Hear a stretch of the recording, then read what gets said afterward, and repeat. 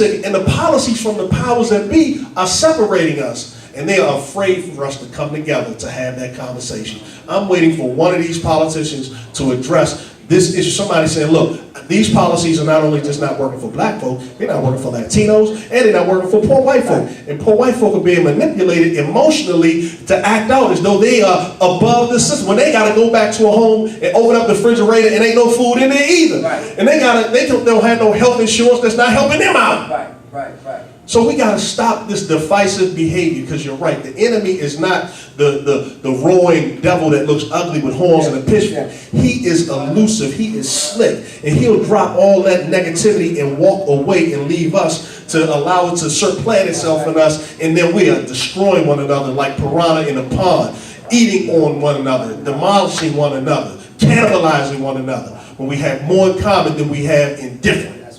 And when we recognize that, that's when the system and a paradigm shift will occur, and true humanity will be recognized. That's all I want to say.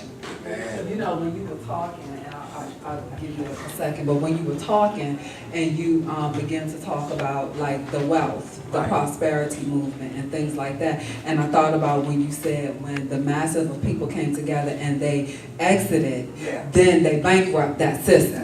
And so that's why when we're talking about the conditioning of the mind, now, and we are not going to get through this issue, so I need y'all schedules so you can come back, because it's too big of a topic. I don't believe you can find a solution until you address the issues. So there's several issues that we identified tonight that we have to go through and discuss them so that we can find solutions. But the problem is that there's only a remnant who's willing to become servants to the community, while the massive are still in a place where they're capitalizing off of the poverty of the people.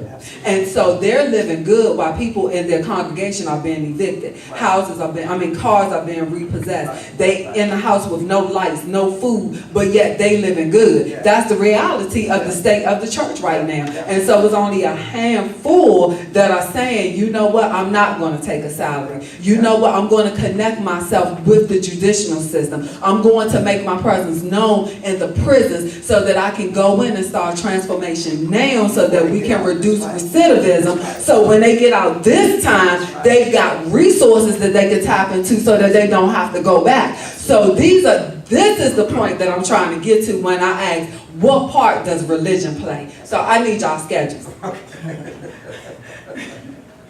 I just want to go out with this statement here. I really thank everybody for all the input tonight. And I feel good that I had this young man here, because one thing that I wanted to stress, and before I put it out there, is there is no answer that I have for you.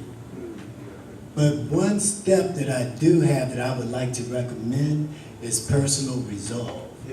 Because to me, before you can take too many steps towards a solution, you really have to understand where you are. You have to be able to be at your best to make the healthiest choices in moving forward to how you want to deal with society's issues within yourself, because it can and have and does affect you. And how you move forward with it, and I use that term personal resolve because your cognitive thought processes is very important.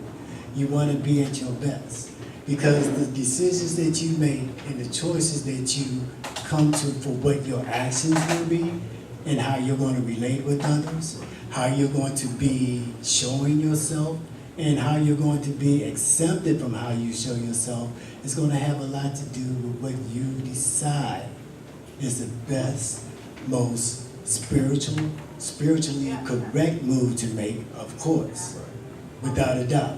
Because that's one thing that all you young men brought up. I heard all of you say, let's pray, and that's going to be first and foremost. And once you pray, you got to take an action, because God is not going to just reach down and push you. He may talk to you when you're praying to Him. But the thing is, when you put your mind to yourself and within and understand where you are, because that numbness is going to keep you stuck. You're going to have to get beyond that. And so the only way I can't tell you what's going to get you out of that. Now, for me, it took life. Yeah. I had to continue to live and grow out of it. But I'm going to say to you, it's a blessing that God put me here as a vessel. Not that I'm all this and I have all this wisdom and intellect, but I know that I had no one to talk to.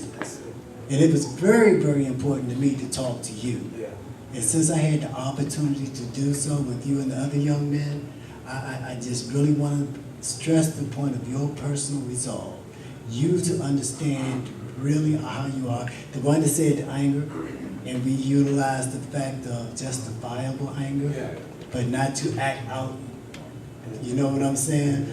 But at the same time, that healthy anger should not deter you from coming up to an intelligent, smart, and spiritual decision on how you're going to move forward. But please don't stay stuck.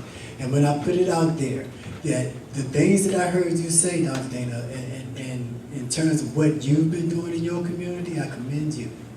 And I hope that you will keep that up, because while you're there doing that, I'm one of those guys that you spoke of. I am one of those former drug dealers. I am one of those former incarcerated individuals. I am the guy that the lawyer came into the back before I went to see the judge and said, you are presumed guilty before you are presumed innocent. And I looked at him like he was crazy, but he meant it. And he was right, because every time I went in there, I went to jail. Okay, so it's a fight, it's a struggle. But as you said, we rise, we overcome. We rise, we overcome. And for me to be here where I am today, to be able to try to mentor a young man to say, he went to Penn State. Right. You understand what I'm saying? And I went to the pen. But at the same time, God works in mysterious ways. Wow. Really quick, Dana, and I'm going to let you have the last few words, okay? Because we have to shut it down at 10 o'clock. But for those of you all who are here in the audience, did anybody have any questions or comments? No questions, no comments. I wanted to make sure that I, didn't over. There was so much information. Yes. I caught the tail end of the conversation. I hear about everybody talk about the problem. Well, what's the solution to the problem? Well, you did come on the end because I said that this topic is too big to discuss all of it. So before we can get to the solution, we have to identify the problem. So this is part one. We're going to bring them back so that we can get to the solution. And see, that's the problem. We've been looking for quick fixes. And so because we don't take the time to dig and dissect what the whole problem is, we can't come up with real solutions that work.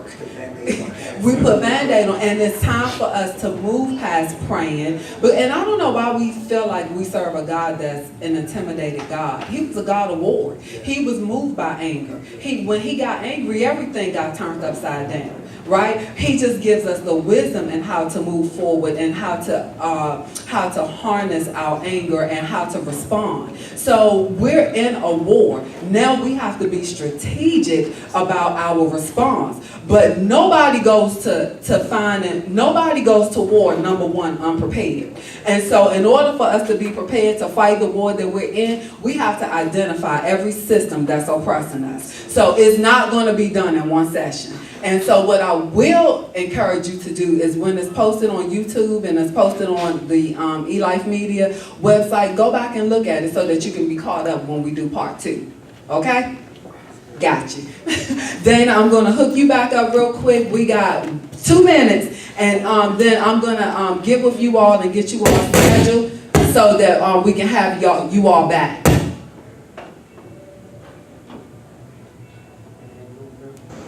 All right, good to go. All right, I'm not going to take a lot of time, but I think the biggest thing that we're all going to face is the overwhelming large problem that we're dealing with here. But I guess I just want to end with this little story that somebody told me one time, and he said there was this old man that was walking down the beach. And as he was walking down the beach was loaded with stranded, dying starfish. And as this older man was walking, he would bend down and pick up a starfish and toss it back into the ocean. And some young people came running up beside this old man, and they said, "You know, old man, look in front of you. Look behind you. There's miles of beach. And along these miles of beaches are thousands and thousands of starfish. How are you going to ever change or save them all? And the old man reached down and he picked up a starfish and he tossed it into the water and he says, well, I made a difference for that one. And so I think what we need to do as believers is that we have to make a difference for that one. And even though there may be thousands of issues ahead of us and behind us, let's make a difference for the one that we pick up in our hands. And so, you know, that's what I'm trying to do, and I know my brothers here are doing that as well. And again, I just thank you for the privilege and the honor that you've given me to be a part of you guys. Thank you. Thank you, man. We thank you for wanting to be a part of us. So it's a blessing to be able to cross the cultural barriers and be able to come together, because it's going to take unity, it's going to take one mind. And that one mind doesn't know color. And so, you know, I think that it's awesome that in the trenches of all what's going on, that we're able to find those who think, you know, like who have a heart for what's really going on in the world. And number two, who's not afraid to speak out. So, you know, blessings to you for being willing to be a sacrifice, because that's what you are. Right. Being willing to speak out against, you know, all of the injustice that we deal with. But we are going to deal with this one government at a time. We're dealing with religion right now, so that's our focus. Then we'll get to education. Then we'll get to the judicial system. We're going to hit all of the systems that are affecting what's going on in the earth. And it is not an overnight solution. It's not. That's why we've been failing. That's why we have not been effective, because we've been fighting with, you know, temporary measures and things that work for 1 minute. But I believe that, I think one of the greatest disservices we have done to the body of believers is when we quote that scripture, be still and know that I am God. Right. He does not mean be still and do nothing. Right. What he says is that I give you plan, I give you action, I go before you, and I make your way plain. I give you the resources that you need in order to carry out the task that I've given you. But in the meantime, know that I am God and that I have everything in place. I have all my plans for you, and while you're moving, I've gone ahead you, I have your back, and I'm moving with you. So it doesn't mean sit still and just say, oh my God, this don't make no sense. No, it means somebody needs to stand up and be the change agent, be the transformer of this time, and be the person that will say, you know what, I give it all up to follow you for real. And that means that I'm going to take on the mindset that you did, which means that I'm going to serve those and not allow them to serve me, so that we can affect change. Because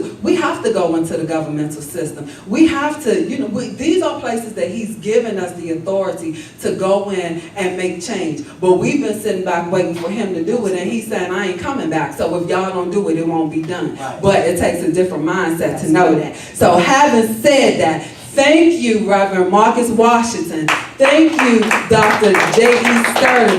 Thank you, Peter.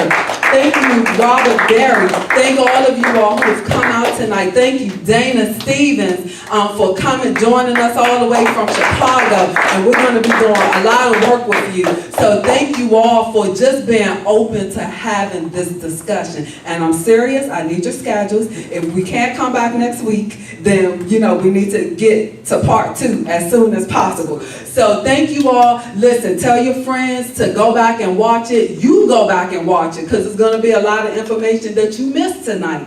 So it'll be posted on www.elifemedia.net. It'll be posted on the Dr. ZaMiya YouTube page, and I will make it available to you all so you can post it on your page. And it'll be on Facebook, because it's a message that needs to spread the earth. So as always, I love you. There is nothing you can do about it, because I love you for free. And my goal is to see you change and transform, and we begin to leave a legacy of change agents in the earth. Good night. Good night. Good night. Thank you so much.